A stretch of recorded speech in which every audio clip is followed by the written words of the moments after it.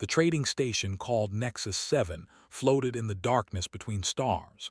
It was a place where many species came to buy and sell goods. Humans and dozens of other races walked through its metal corridors every day. The station belonged to no one government. It was neutral ground where enemies could stand side by side without fighting. Daniel Cole guided his ship toward the docking bay. He was a freight captain, 32 years old, with tired eyes and steady hands. His ship was called the Wanderer, and it was not beautiful or fast, but it was reliable, and that mattered more in the deep reaches of space. He had been hauling cargo for 10 years now. He knew every trading post and fuel depot within 50 light years. The docking clamps grabbed his ship with a loud clunk. Daniel stood up from his pilot's seat and stretched his back. His co-pilot, Grace, was already checking the cargo manifest on her screen. "Standard delivery," she said. "Medical supplies for the station clinic. Should take about 2 hours to unload." Daniel nodded. "I am going to walk around. My legs need it after 3 days in this chair." Grace smiled. "Bring me back some of those pastries if you find any." Daniel left the ship and entered the station. The air smelled like metal and recycled oxygen. Hundreds of beings moved through the wide corridors. He saw tall with their pale blue skin and silver eyes. He saw short traders carrying boxes twice their size. He heard languages he did not understand and music from distant worlds. He liked places like this. They reminded him that the universe was bigger than any one species. Humans had only been in space for 200 years. They were still newcomers compared to races that had traveled between stars for thousands of generations. Daniel was walking toward a food stall when he heard shouting. He turned and saw 4 security officers running through the crowd. They wore black armor and carried energy weapons. People moved out of their way quickly. "Stop her," one of them yelled. "Do not let her escape." Daniel looked ahead and saw who they were chasing. It was a woman. She was running fast, but she was limping. Her simple gray clothes were torn, and he could see dark blue blood on her arm. She was injured. The woman turned down a side corridor. The guards followed. Daniel knew he should stay out of it. This was business, not his concern. Humans did not get involved in alien politics. That was the smart thing to do. But Daniel had never been very good at doing the smart thing. He followed them. He moved quietly, staying far enough behind that the guards did not notice him. The corridor led to a cargo storage area.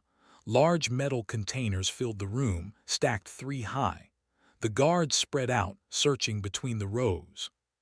"We know you are here," one guard called out. "Come out now and your punishment will be lighter. Make us find you and it will be much worse." Daniel slipped between 2 containers. He moved deeper into the storage area, away from the guards. He did not know why he was doing this. He did not know this woman. He did not know what she had done, but something in his chest told him to keep going. He found her behind a large shipping crate. She was pressed against the wall, trying to make herself small. Her silver eyes were wide with fear. When she saw Daniel, she flinched and raised her hands to protect herself. Daniel held up his own hands to show he meant no harm. "Easy," he whispered. "I am not with them." The woman stared at him. "You are human." "Yes." "Why are you here?" "I do not know," Daniel admitted. "But you are hurt and scared, and those guards do not look friendly. Do you want my help or not?" The woman hesitated. Daniel could see her thinking. She did not trust him. Why would she? They had never met. He was an alien to her just as she was to him. "They will kill me," she finally said. "If they catch me, I will die." "Then let us make sure they do not catch you." Daniel took off his jacket and wrapped it around her shoulders. It covered the blood on her arm and hid her torn clothes. He put his arm around her waist like she was a friend who had drunk too much. "Lean on me," he said. "Walk slowly. Look tired, not scared." They moved out from behind the crate. Daniel guided her toward a different exit, away from where the guards were searching. His heart was beating fast, but he kept his face calm. They passed two workers who did not even look at them. They reached the exit and stepped into the main corridor. "Hey," a voice called from behind. Daniel did not run. Running would make them look guilty. He turned around slowly. One of the guards was standing at the storage room entrance. "Have you seen a woman come through here?" the guard asked. "Blue skin, silver eyes, gray clothes, she is a criminal." Daniel shook his head. "Sorry, we just got here. My friend had too much to drink at the bar. I am taking her back to our ship." The guard looked at the woman leaning against Daniel. With the jacket covering her and her head down, she could have been anyone. The guard frowned but nodded. "If you see her, report it to station security." "I will," Daniel said. He turned and walked away. He did not look back. He kept walking until they reached his docking bay. He helped the woman up the ramp and into his ship. Only when the airlock door closed behind them did he let out the breath he had been holding. Grace came around the corner and stopped. "Daniel, who is this?" "A passenger," Daniel said. "We are leaving now." "But the cargo."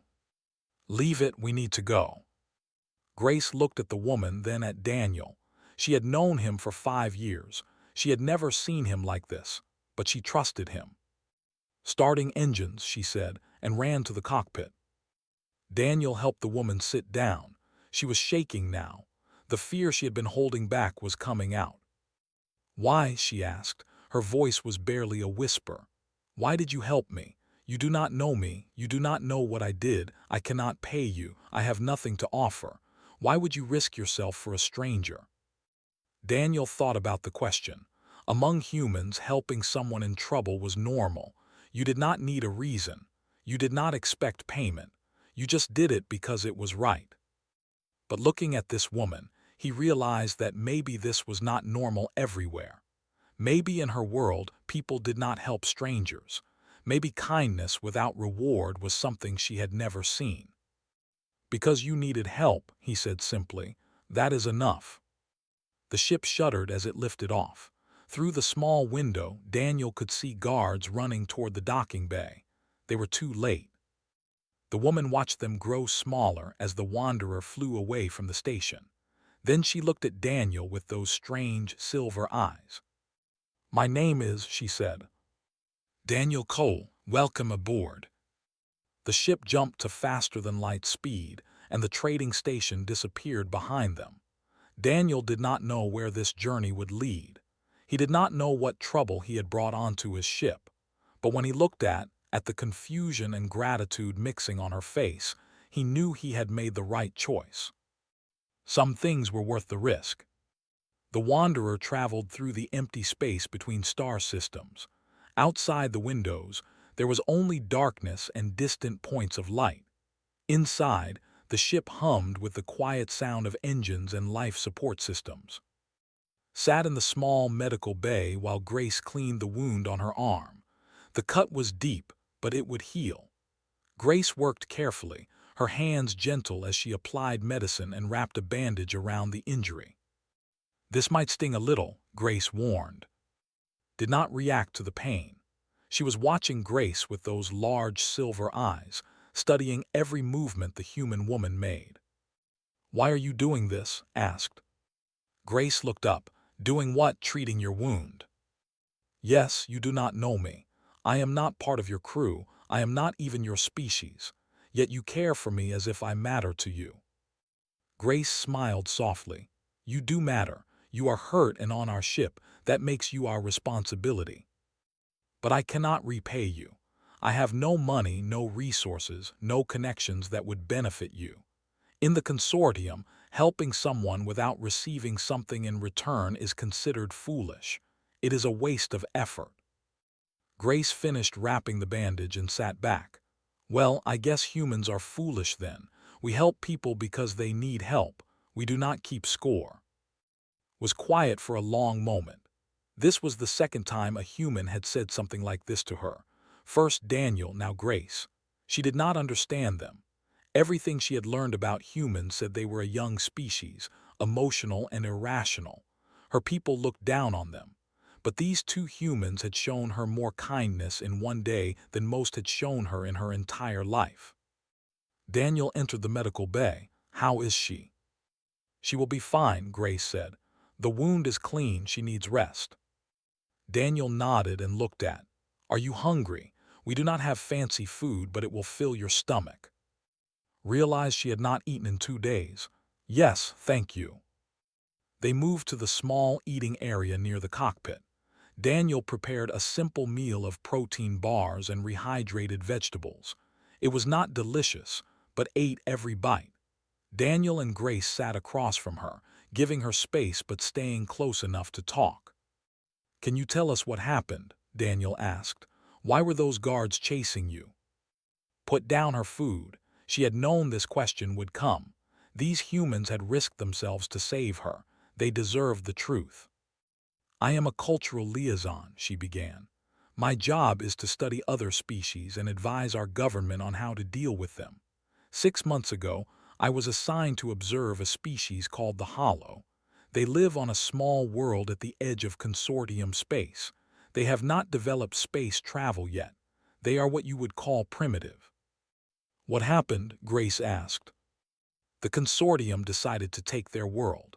The Hollow have resources we want, rare metals buried beneath their soil. Our leaders plan to remove them from their planet and relocate them to a barren moon where most would die within a generation. It would be slow extinction, but our hands would appear clean." Daniel's expression darkened. "And you spoke against it." "I did. I told the High Council that the Hollow were intelligent beings with their own culture and history. I said we had no right to destroy them for profit. I argued that we should trade with them fairly or leave them alone." His voice grew bitter. "They called me a traitor. They said I had become too attached to lesser species. They ordered my arrest." "For telling the truth," Grace said quietly. "For threatening powerful people," corrected. "The corporations that wanted those resources have great influence. My words endangered their profits. That is the real crime." Daniel leaned forward. "What would happen if you publicly, if other species knew what the consortium was planning?" "It would cause a scandal. Other governments might pressure the consortium to stop. The Hollow might be saved." Shook her head. "But I would need to reach neutral territory or human space.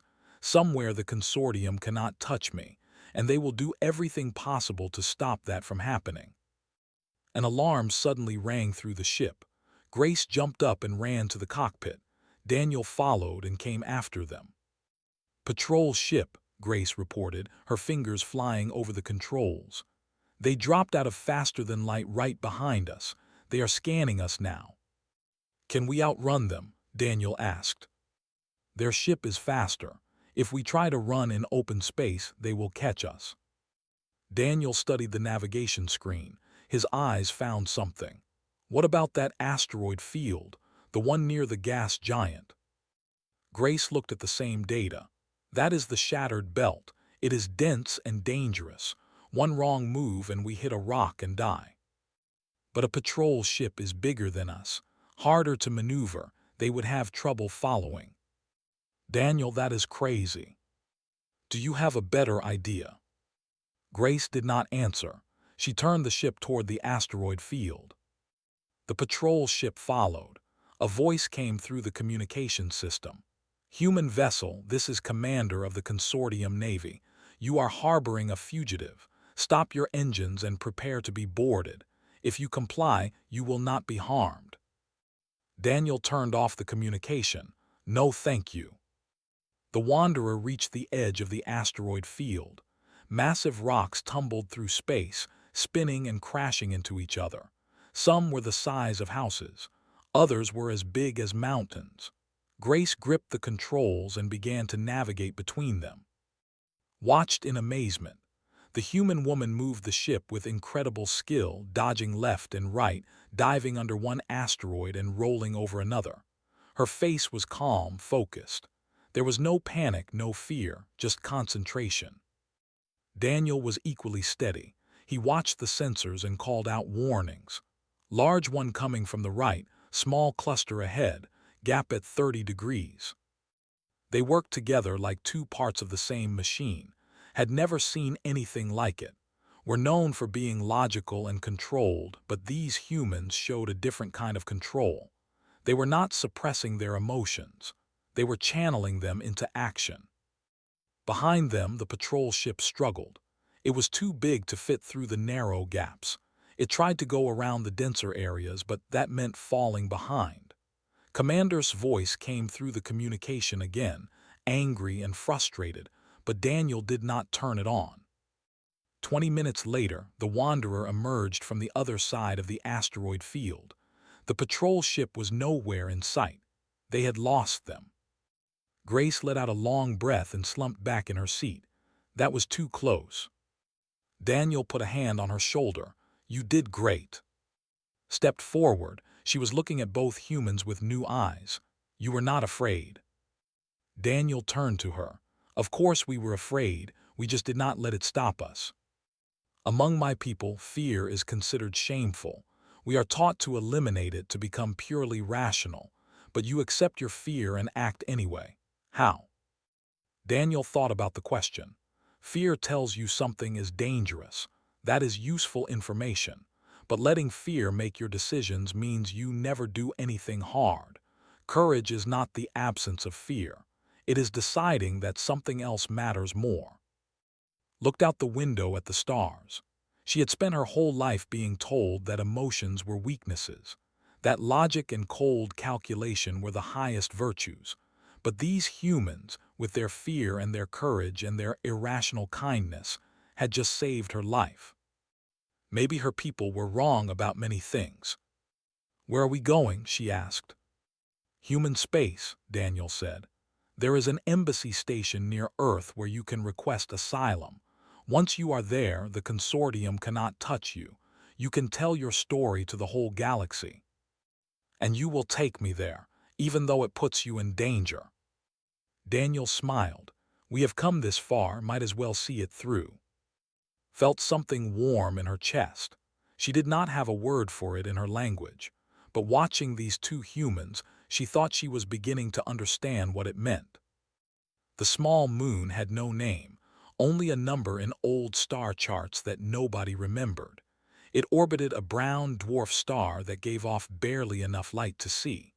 This was a place for people who did not want to be found. The refueling depot sat in a crater on the moon's dark side. It was built from old ship parts and scavenged metal. A few lights glowed in the windows, the only sign of life on this dead rock. Daniel guided the Wanderer down to the landing pad. The ship needed fuel, and they needed information. This depot was run by someone Grace knew, a contact from her smuggling days before she went legitimate. "Stay close," Daniel told as they walked down the ramp. "This place is safe, but the people here do not trust strangers." The depot's main room was warm and smelled like engine oil. A few beings sat at tables, drinking and talking in low voices. They looked up when Daniel and his companions entered, then looked away. Minding your own business was the first rule in places like this. An old male stood behind the counter. His blue skin had faded to gray with age, and his silver eyes were clouded. But when he saw, those eyes went wide. He said softly, "I never thought I would see you here." "Stopped, you know me. Everyone in the exile community knows you. The liaison who spoke against the council, the woman who tried to save the Hollow." The old bowed his head slightly. "I am Elder. I left the consortium 40 years ago when they destroyed my home colony to build a mining station. You are among friends here." Did not know what to say. She had thought she was alone in her fight. She had not realized there were others who had also seen the truth about the consortium. Elder led them to a private room in the back of the depot. He brought them food and water, real food this time, not the processed bars from the ship. While they ate, he told them what he knew. "The consortium is hunting you with everything they have," he said too. "Commander has been given full authority to capture or kill you. They are offering rewards to anyone who reports your location. You have become their most wanted criminal." "Why?" Grace asked. What can one person do against an entire government? Elder looked at her seriously. Her testimony can do everything, has recordings of council meetings. She has documents proving what they plan for the Hollow. If she reaches neutral territory and shares that evidence, it will cause an international incident. Other powers will demand investigations. Trade agreements will be threatened. The corporations behind this plan will lose billions. He turned to Daniel. You should know what you are getting into, human. If you help her reach safety, the consortium will consider humanity an enemy. There could be consequences for your entire species. Daniel did not hesitate. Then there will be consequences. I am not handing her over to people who want to commit genocide. Elder studied the human's face for a long moment. Then he smiled, the first smile had seen from him. The galaxy says humans are reckless and emotional. Perhaps that is true, but perhaps reckless emotion is what the galaxy needs. Excused herself and walked out of the room. She needed air, even if it was just the recycled air of the depot. She found a quiet corner near a window that looked out at the stars. She did not know Daniel had followed her until he spoke. Are you all right? Turned, I do not understand you. What do you mean? I mean all of this. You are risking your ship, your crew, maybe your entire species to help me. Elder gave you every reason to abandon me. He told you the danger and you did not even think about it. You just said no. Daniel leaned against the wall beside her. What should I have said? A logical person would weigh the risks. A rational being would calculate the costs and benefits. You are one human with one small ship. I am one with evidence that might not even matter. The smart choice is clear. Maybe I am not smart. That is not true. I have seen how you think, how you react. You are intelligent, but you do not use your intelligence the way my people do. You use it differently. Daniel was quiet for a moment. Then he said, when I was young, my father told me something. He said that every person has to decide what kind of life they want to live. You can live for yourself, always calculating what benefits you the most. Or you can live for something bigger, for ideas like justice and kindness and protecting those who cannot protect themselves. And you chose the second way. I try to. I fail sometimes. Everyone does. But when I see someone being hunted for telling the truth, someone whose only crime was caring about innocent people, I know which side I want to be on. The calculations do not matter. The risks do not matter. What matters is being able to look at myself in the mirror. Felt tears forming in her eyes. We're not supposed to cry. It was considered a loss of control, a sign of weakness. But standing here with this strange human, she could not stop them. My people think emotions make you weak, she said. They think compassion is a flaw that holds you back, but you are the strongest person I have ever met, and you are full of emotion. Daniel smiled gently. Maybe your people are wrong. Maybe they are. A loud alarm suddenly rang through the depot. Elder burst into the corridor, his old face tight with worry. Strike team, he said. They found us. They will be here in 20 minutes. Daniel's expression changed instantly. The gentle man who had been talking about kindness disappeared. In his place was someone hard and focused, ready for action. How many? He asked. A full assault squad. 30 soldiers, maybe more, too many to fight. Can we launch before they arrive? No, they are coming from the direction of your ship. If you try to take off, they will shoot you down. Felt her heart sink. They had come so far, only to be trapped on a nameless moon at the edge of nowhere. She looked at Daniel, expecting to see despair on his face. Instead, she saw him thinking. His eyes moved rapidly as he calculated options. What if we do not run? He said. What if we face them? Elder shook his head. That is suicide. We have maybe a dozen people here who can fight. They have 3 times that number with better weapons. But they are not expecting resistance. They think we will run or surrender. If we surprise them, if we hold them off long enough, maybe we can find another way. Grace had joined them now. "Daniel, this is not like the asteroid field. We cannot fly our way out of this." "No, but we can buy time. We can make them pay for every step they take. And while they are focused on us, someone can circle around to the ship." He looked at, "Can you fly?" "Yes, all learn basic piloting." "Then here is the plan. Grace, Elder, and I will hold the main entrance. You take the back tunnels to the landing pad. When we have their attention, you get to the Wanderer and launch. Do not wait for us, just go." "No," said immediately. "I will not leave you to die for me." "You have to. Your testimony is more important than any of us. If you die here, the Hollow die too. Everyone the consortium hurts in the future, that is on your head if you do not escape." Wanted to argue, she wanted to refuse, but she knew he was right. This was bigger than one ship, one crew, one friendship that had barely begun. "I will come back for you," she said.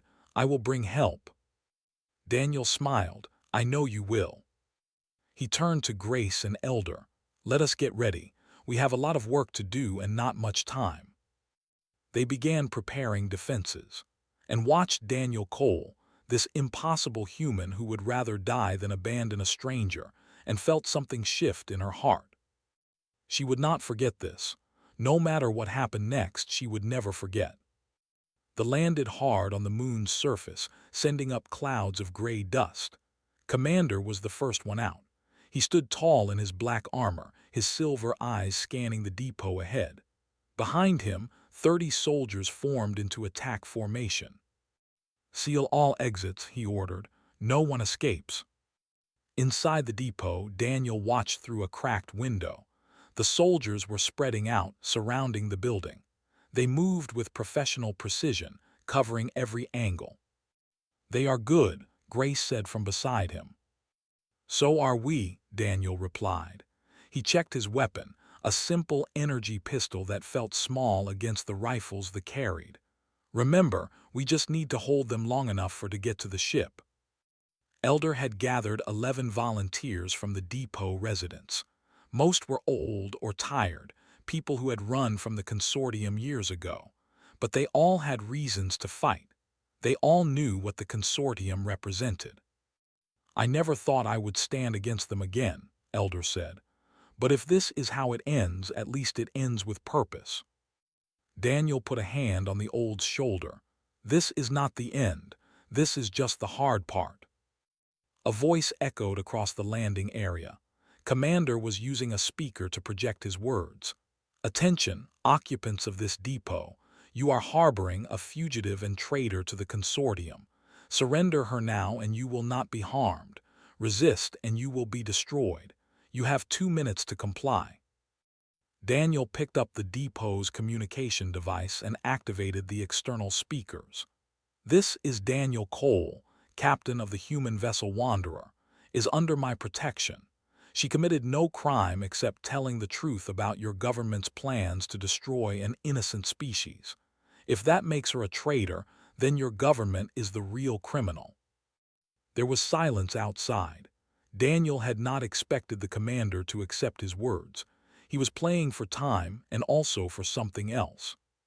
"Furthermore," Daniel continued, "I am broadcasting this conversation to every ship within range. The soldiers out there, the people listening across this sector, you all deserve to know what you are really fighting for. You are not protecting your nation. You are protecting corporations who want to murder millions of innocent beings for profit." Commander's voice came back hard and angry. "You think your words matter, human. You think anyone will care. Maybe not, but they will hear them, and some of them might remember when the truth comes out." The 2 minutes passed. Commander gave the order to attack. The first wave of soldiers rushed toward the main entrance. Daniel and Grace opened fire, their shots hitting the narrow doorway where the soldiers had to bunch together. 2 fell. The others took cover and returned fire. Energy bolts slammed into the walls of the depot. Dust and debris filled the air. The noise was tremendous, a constant roar of weapons and shouting. "Second entrance," Elder called out. "They are trying to flank us." 3 of his volunteers moved to cover the side door. More gunfire erupted there. They had expected easy prey. Instead, they had found a fight. In the back of the depot, moved through dark tunnels that wound beneath the moon's surface. Elder had shown her the path. These tunnels were old mining shafts from when this moon had been searched for minerals. They connected to an exit near the landing pad where the Wanderer waited. She could hear the battle above her, the muffled sounds of weapons fire, the vibrations of explosions. People were dying up there. People were dying for her. Ran faster. Back at the main entrance, they had brought up heavier weapons. A blast hit the wall near Daniel, showering him with fragments. He felt sharp pain in his side but kept shooting. "We cannot hold much longer," Grace shouted over the noise. "We do not have to, just a few more minutes." Commander himself entered the fight now. He moved through his soldiers, directing them with hand signals. His eyes found Daniel through the chaos, and for a moment the two men stared at each other. "You are brave, human," called out. "Foolish, but brave. Why do you die for someone who is not your own kind?" Daniel fired a shot that forced behind cover. Because what is right does not depend on species. Because some things are worth dying for. Nothing is worth dying for except victory. Then you have already lost. They pushed forward. They were getting closer now. 3 more of Elder's volunteers had fallen. Grace was bleeding from a cut on her forehead. Daniel's side screamed with pain every time he moved. Then he saw something that made his heart stop. Commander had found another way in. A small group of soldiers had circled around and were heading for the back tunnels. They were going after. "Grace," Daniel said, "take over here." "What? Where are you going?" "They found the tunnels. I have to stop them." Before Grace could argue, Daniel was running. He ignored the pain in his side, ignored the blood soaking through his shirt. He ran through the depot, through storage rooms and narrow passages, toward the tunnel entrance. He found 4 soldiers about to enter the shaft. They saw him and raised their weapons. Daniel did not slow down. He crashed into the first one, knocking the rifle aside. His pistol fired twice at close range. 2 soldiers fell. The third slammed into him and they both went down. Daniel fought with everything he had. He was not a soldier. He was a freight captain who had never been in real combat before this day. But desperation gave him strength. Fear gave him speed. And the thought of being caught gave him fury. He beat the third soldier unconscious with his bare hands. The fourth shot him in the shoulder before Daniel managed to knock the weapon away and put him down too. Then Daniel was alone, breathing hard, covered in blood that was mostly his own. He looked down the tunnel and saw a light moving in the distance. She was almost to the ship. "Go," he whispered. "Go and do not look back." He turned and walked back toward the main fight. Each step was harder than the last. His vision was starting to blur, but he had to keep going. He had to give her more time. Emerged from the tunnel into the cold air of the moon's surface. The Wanderer was right there, waiting. She ran up the ramp and threw herself into the pilot's seat. Her hands moved across the controls, starting the engines, preparing for launch. She looked at the depot through the cockpit window. She could see flashes of light from the battle still raging inside. She could not see Daniel or Grace or any of the others. She did not know if they were alive or dead. Every part of her wanted to stay. Every part of her wanted to go back and fight beside them. But she remembered what Daniel had said. Her testimony mattered more than any single life, including her own. "I will come back," she promised. "I will bring help. I will not let you die for nothing." The Wanderer lifted off.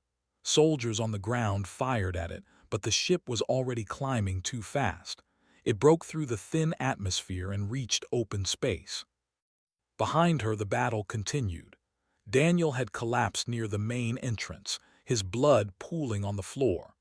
Grace was kneeling beside him, pressing her hands against his wounds, trying to stop the bleeding. "Stay with me," she said. "Help is coming. You have to hold on." Daniel's eyes were closed, but his lips moved. Did she make it? Grace looked at the sky through a hole in the ceiling. She could see the fading light of a ship's engines disappearing into the stars. Yes, she said, she made it. Daniel smiled. It was a weak smile, barely visible, but it was there. Then it was worth it, he whispered. And then he was still. The human embassy station orbited Earth like a silver ring against the blue planet below. It was one of the most heavily protected places in known space. No ship could touch it without starting an interstellar war. Had pushed the Wanderer to its limits getting here. 3 days of constant travel, barely sleeping, barely eating. She had sent distress signals as soon as she reached human territory, and a rescue fleet had been dispatched to the moon. Now she stood in the embassy's medical wing, watching through a glass window. Daniel lay on a white bed, connected to machines that beeped softly. His skin was pale, and bandages covered most of his upper body. He had nearly died 3 times during the journey back, his body failing from blood loss and trauma. But the human doctors were skilled, and they had refused to give up. Grace stood beside him, holding his hand. She had not left his side since the rescue ships had brought them aboard. Her own injuries were minor compared to his. Elder had survived too, along with 4 others from the depot. Commander had retreated when human ships arrived, unwilling to risk a larger conflict, but knew this was not over. The consortium would not forget what had happened. A doctor approached. He is stable now. The worst is past. He should wake up soon. Should I wait outside? The doctor smiled. I think he would want to see you when he opens his eyes. Entered the room quietly. Grace looked up and nodded, then stepped back to give them space, moved to the side of the bed and looked down at Daniel's face. He had almost died for her. A stranger from another species, someone he had no obligation to help. He had fought an army, taken bullets and burns, given everything he had so she could escape. Why, she still did not fully understand. Her entire culture, her entire upbringing, told her that such sacrifice was irrational. Beings acted in their own interest. That was the fundamental truth of the universe. But Daniel had proven that truth wrong. He had shown her a different way of living, a different set of values, and somehow, impossibly, his way felt more right than anything she had ever known. Daniel's eyes opened slowly. They focused on her face, and he smiled weakly. You made it, he said. His voice was rough and quiet. Yes, because of you. Good, that is all that matters. Felt tears forming again. She did not try to stop them this time. How can you say that? You almost died, you might have died. How can that be all that matters? Because you are going to save the Hollow. You are going to tell the truth and change things. That is worth more than one freight captain. It is not worth more than you. Nothing is worth more than you. Daniel reached up and touched her hand. His grip was weak but warm. Hey, I am still here. We both made it. That is a win. Held his hand tightly. She wanted to say so many things. She wanted to thank him for everything, for his kindness and his courage and his impossible, irrational belief that she was worth saving. But the words would not come. Daniel seemed to understand. You do not have to say anything. Just knowing you are safe is enough. But shook her head. There was one thing she had to say, one thing she had been thinking about since she first watched him stand against Commander. You are wrong about something, she said. You told Elder that you were just one human with one small ship. You made yourself sound like nothing special, but that is wrong. Daniel looked at her with tired eyes, waiting. You are extraordinary, Daniel Cole. What you did, what you risked, what you believed in even when everything told you to give up. My people would call it foolish. They would say you acted against all logic, but they would be the fools. She squeezed his hand. You taught me something. You taught me that compassion is not weakness. You taught me that caring about others, even strangers, even aliens, is the greatest strength there is. You taught me that one person can change everything if they have the courage to try. Daniel smiled. I did not teach you that. You already knew it. That is why you spoke for the Hollow in the first place. Considered this. Maybe he was right. Maybe the seeds had always been there, waiting for someone to show her they could grow. There is something I need to tell you, Daniel said. Something I wanted to say back on the moon before everything went wrong. What is it? Daniel looked at her with those warm human eyes. You are the bravest person I have ever met. Not because you are not afraid, but because you are afraid and you do the right thing anyway. You stood up against your own government, your own culture, your own people. You risked everything for beings you had never even met. That takes more courage than anything I have ever done. Felt her heart beating faster. No one had ever spoken to her like this. In culture, praise was rare and measured. You did not call someone brave. You did not celebrate their spirit. It was considered too emotional, too personal. And Daniel continued, you are beautiful, not just how you look, though that is true too, but beautiful in who you are. Beautiful in your kindness and your strength and your willingness to fight for what is right. Trembled, the words hit her somewhere deep, somewhere she had protected with walls built over a lifetime. She felt those walls crumbling, falling apart, leaving her open and vulnerable. Tears fell down her blue cheeks. She did not wipe them away. Thank you, human, she whispered. Her voice broke on the words. Thank you. Daniel squeezed her hand. You do not have to thank me. Yes, I do. Not just for saving me, for seeing me, for believing in me when I did not believe in myself, for showing me what humans really are. She leaned down and pressed her forehead to his, a gesture of deep respect and connection.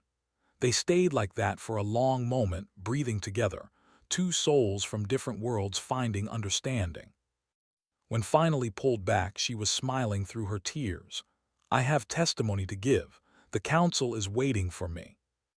Go change the galaxy, Daniel said. I will be here when you get back. Walked out of the medical wing with her head high.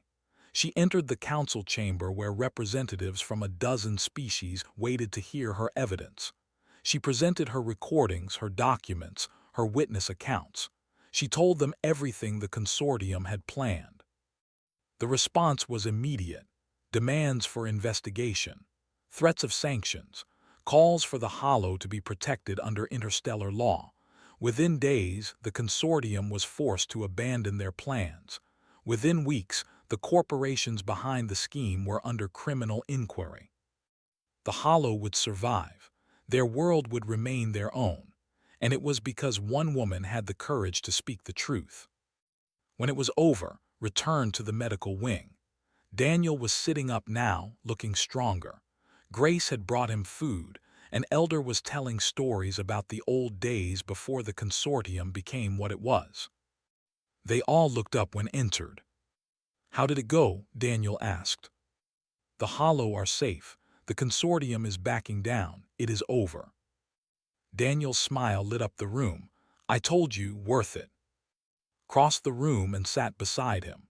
She looked at Grace, at Elder, at this strange collection of beings who had become more important to her than anything she had ever known. What happens now? She asked. Now we heal, Daniel said. And then, if you want, there is always room on the Wanderer for one more. Laughed. It was a sound she had not made in a long time. A fugitive on a human freight ship. What would people say? Probably that we are crazy. We probably are. But she was smiling as she said it, and when Daniel took her hand again, she did not let go. Later, when the others had left and the lights were dim, sent a message to her old colleagues in the consortium. It was simple, just a few lines. You taught me that emotion was weakness. You taught me that caring for others was foolish. You were wrong about everything. I have learned the truth from humans. Compassion is strength. Courage is caring about others more than yourself. And sometimes the bravest thing you can do is say thank you to the person who showed you how to be better. She looked out the window at the stars. Somewhere out there, The Hollow were looking up at the same sky, safe because a woman had spoken the truth and a man had been willing to die for a stranger. The galaxy was vast and cold and full of beings who calculated every action for personal gain. But it also had humans in it now. Humans with their wild emotions and irrational kindness and stubborn belief that everyone deserved protection. Smiled and whispered to the stars, "Thank you, human, for everything." And somewhere in the darkness between worlds, the universe felt a little warmer than before.